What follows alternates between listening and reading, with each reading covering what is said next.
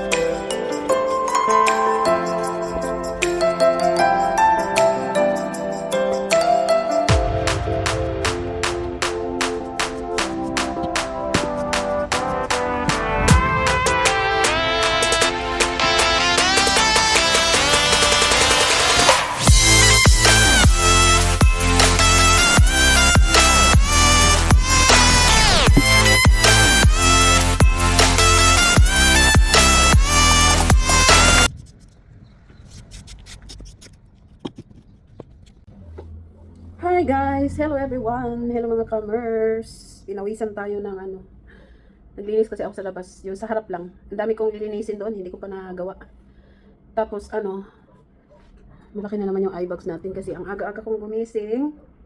At saka hindi ako natulog uli kasi naghanda ako ng mga dadalhin ni MJ. Kasi si MJ ngayon ay meron silang retreat. So babalik sila sa uuwi si MJ ngayong Wednesday, inshallah. So nag-retreat sila. Kaming dalawa lang ng asawa ko ang naiwan sa bahay. Parang experience ko naman to mga last 2 years ago. Meron din silang retreat.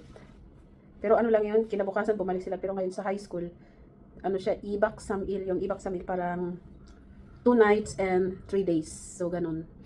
So, ngayon, hindi talaga, actually, walang init sa labas kasi parang uulan yata eh. Grabe ang allergy ngayon, nagsiliparan. Kaya parang naapektuhan tayo sa allergy. Mga ilang taon naman din na okay lang ako sa allergy, hindi ako natatablan. Pero ngayon parang natablan ulit tayo. So ilang araw ko na tong dinadala tapos iniinuman ko lang ng mga natural. Parang nawawala naman siya minsan, parang nare-relieve pero bumabalik talaga at saka iba yung pakiramdam ko sa katawan ko. Kaya pupunta ako ng clinic ngayon. Hinihintay ko lang yung time kasi afternoon 2 PM ang open. Para di na ako maghintay ng matagal. So kailangan ko nang pumunta ng clinic kasi parang meron akong, hindi ko alam, parang may lagnat ako sa ilalim, ano ba yan? Tapos sakit ng mga sakit ng mga joint, mga buto-buto, Diyos ko Lord, ito na talaga yung, parang aga ko namang naramdaman ng mga ganitong sakit. Dapat sa mga 60 plus pa to pero sa akin sobrang aga naman. Pero sige lang, laban lang tayo. Kaya magpa-clinic tayo para hindi tayo magtiis, kasi mahirap pagtiis.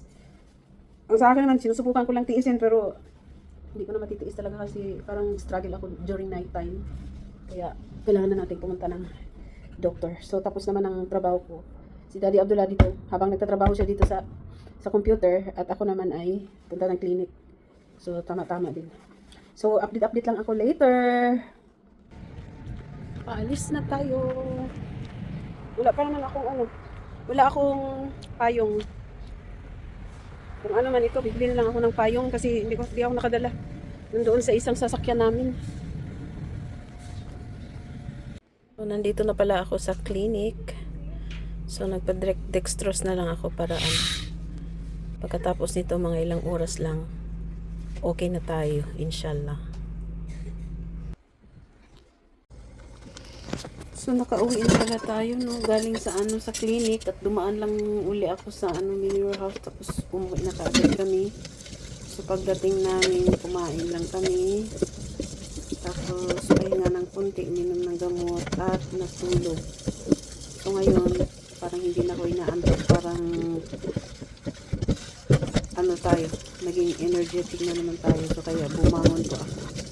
Already 9:30 PM. So nagligpit-ligpit po tayo dahil bukas ay busy na naman uli. Marami na naman kami gagawin. So I'm sure hindi ko magagawa ito. So para naman hindi sasakit ang ulo natin, kaya dinidikit ko siya ngayon. Nagpunas-punas para bukas ng umaga bago ako umalis, vacuum na lang. Saka parang ang tahimik-tahimik namin ngayon dahil wala si MJ. Nakakapanibago pag kasi MJ hingi ng pagkain yun pag nandito. Nakakamiss din, pero siyempre meron silang retreat, saka din yan, dagdag sa kaalaman nila, at saka parang training na din na yung part sa growing up niya, para maging maging independent naman, na matutunan niya na wala din kami sa tabi niya. So magandang training yung ganun. Nilinis lang natin. Ayan, makintab na. Ngayon itong bidri, i-off na natin yung heater kasi mainit naman na. Yan.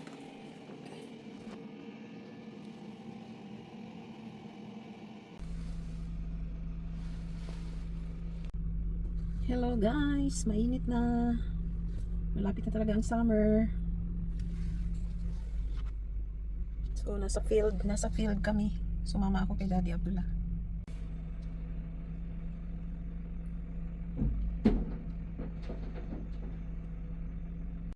Miss nagtagmangga.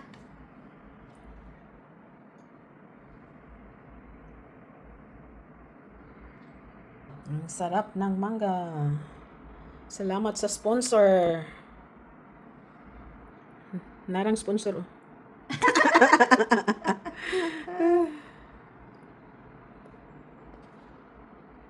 Hello everyone! Welcome back sa ating channel, Mers and Mers Galots in South Korea, aka Mers and Family. So, happy and blessed Wednesday sa ating lahat. So, it's May 13. So, nag-prepare pala ako ng rice. Ibabad ko muna siya sa tubig. Magluluto ako ng biryani dahil pauwi na ngayon ang ating uniko-iko. Siguro mamayang hapon ang dating nila. I'm sure gutom yan kasi pag nasa labas hindi masyadong nakakakain kasi nga alams na. So ang gamit pala namin na rice ng biryani ay ito, first time namin ito, first time kasi kami sila basmati rice talaga is the best. Pero ito siya brown rice. So hindi umaakyat ang sugar natin dito. So actually ang pala ngayon ay May. So ang month of May dito sa South Korea ay tinatawag na celebration month. Bakit? So, from May 1, so Labor Day. So, ang Labor Day ay whole world naman yun. Tapos, May 5, Children's Day, araw ng mga bata. Tapos, May 8, yung Mother's Day dito, or Mother's and Father's Day. Kumbaga, Parents' Day.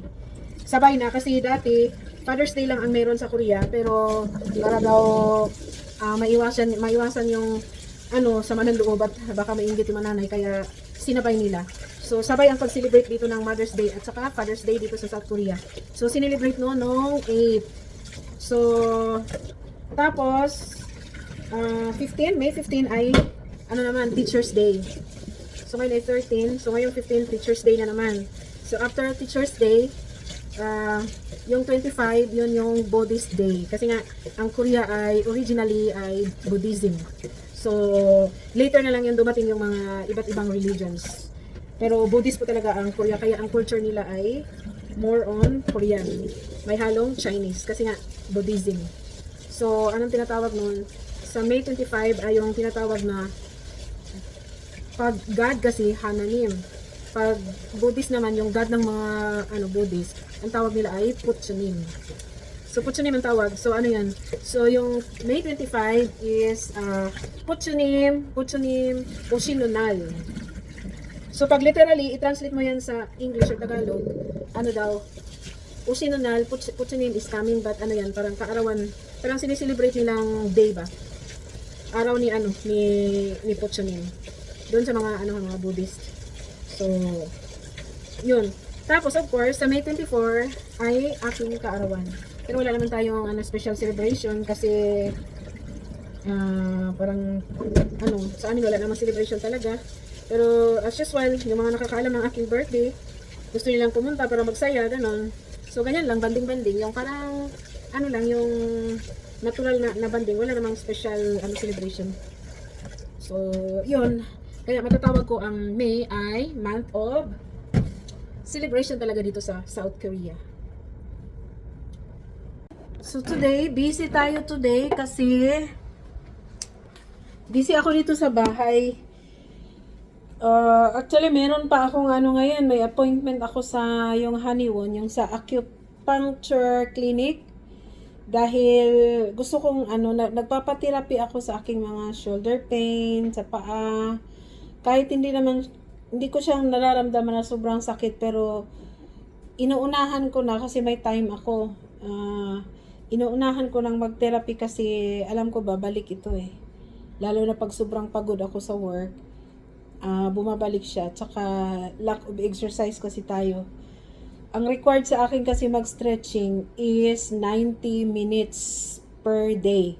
So, ibig sabihin sa morning 30, sa afternoon 30, sa gabi 30, anong gagawin ko? Minsan nakakalimutan ko sa sobrang busy, minsan napagod na din ako kaya dapat kasi talaga sinusunod yung mga ng doktor, pero yun nga mahirap eh.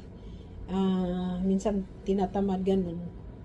Pero sabi naman, kung gustuhin naman maraming paraan, pero pag ayaw naman talaga, marami talagang dahilan. Ayan. So ngayon, hindi ako pumasok, hindi ako pa ipinapapasok ni Daddy Abdullah kasi nga darating ang aming uniko iho. So ako'y maghahanda ng pagkain niya kasi gutom yung uniko iho namin. So namimiss namin siya. Si Daddy Abdullah sobrang namiss niya yung anak niya.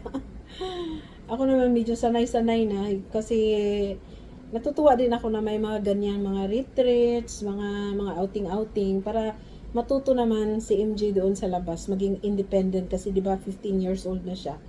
So, 'yun. So ngayon, hindi nga ako lalabas pero ang dami kong gagawin ngayon. So tapos na ako naglaba ng kumot ni MJ kasi para pagdating niya mabango yung room niya, mabango yung lahat ng mga gamit pati kumot niya.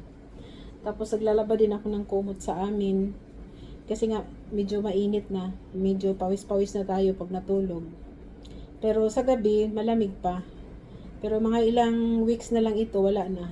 Summer na talaga. So, sabi pa naman, heat wave. So, good luck na lang sa amin talaga dito sa mga taga-Korea. Yun lang siguro ang ma-share ko muna ngayon kasi update lang ito. So, see you na lang sa aking mga, baka madugtungan ko pa ito. Salamat sa inyong lahat, sa mga nagsusupport. At saka pala, tatawagan ko yung clinic na sabihin ko ipa-move yung appointment ko sa, Friday na lang siguro kasi bukas may klase din ako. So ngayon, pagkatapos ng lahat ng mga gawain dito sa bahay, mag-review ako ng konti lang talagang review, no? Ang hirap kaya mag-aral lalo na pag may edad na tayo, 'di ba? Pero i-enjoy na lang natin. Ganun talaga ang life eh. So mag-review ako ngayon, tapos may klase ako bukas Thursday. Sa Friday ko na lang ipa-move kasi para na ba yung peace na yung mind ko, wala na akong alalahanin. Kasi kung bukas ako, parang magmamadali ako niyan, so may stress ako. So ganun. Tatawag ako doon sa clinic na ipa-move ko yung aking appointment. Gusto ko doon kasi parang ako ba yung Tsunachiro, yung parang slight Cairo, meron siyang slightly Cairo, treatment or therapy. Pero hindi yung mag-crack, igaganon yung mga ligam, crack yung may tunog, hindi. Yung inuunat lang niya yung mga buto-buto ko, tapos parang merong yung hammer, ginagamitan ng pinupukpok yung likod ko. Siguro, pinapantay niya yung kasi dito sa left side ko, parang masakit yung likod ko dito sa left side ko. Tapos magkukunik siya dito pag inaano niya. So, hindi daw even yung kumbaga hindi ba level yung ko pala. Siguro yung bone sa likod, yung mga ribs, ba yan. Basta yun, pinapatherapy ko. Tinatawag na ako ng aking washing machine. Tapos na daw siya.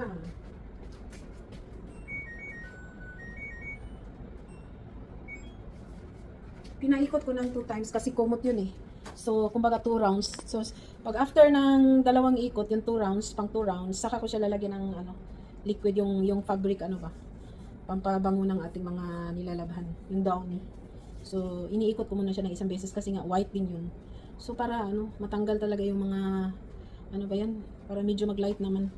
Wala kasi akong OxyClean ngayon, bibili pa ako. Tatawag nga pala ako kasi baka makalimutan ko.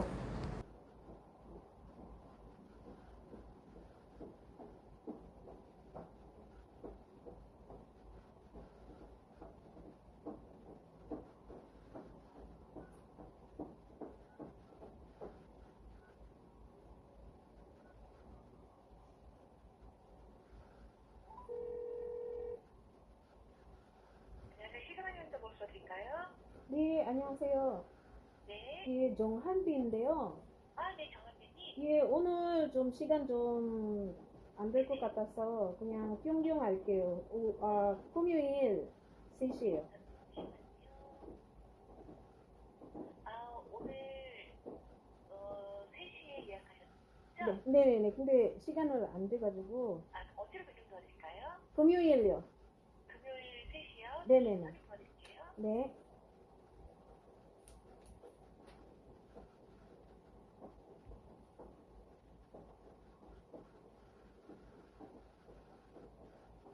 여보세요? 네. 금요일 혹시 3시 반은 어떠실까요?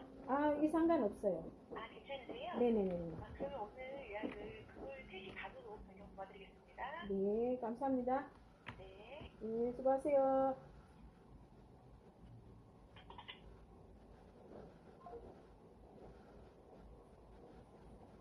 Ito na yung kumot na nilabhan ko. Pinaikot ko pala sa washing machine. So, naka-dry. Pinahanginan ko na lang kasi mainit. So, mamaya pag malamig na, itutupi na natin.